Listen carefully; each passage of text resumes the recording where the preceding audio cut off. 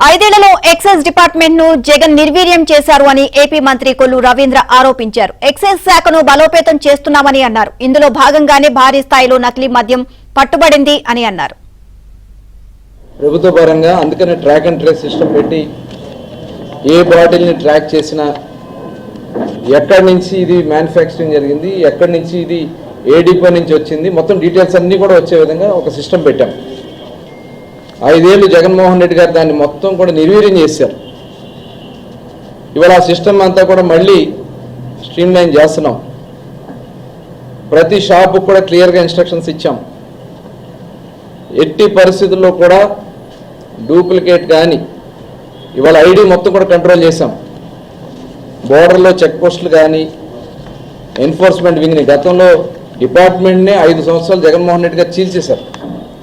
ఇవాళ వచ్చిన వెంటనే సబ్ను కూడా మొత్తం కలిపి ఎక్సైజ్లో ఎన్ఫోర్స్మెంట్ ఎక్సైజ్ డిపార్ట్మెంట్ పెట్టి ఇవన్నీ కూడా చాలా పారదర్శకంగా చూస్తున్నాం.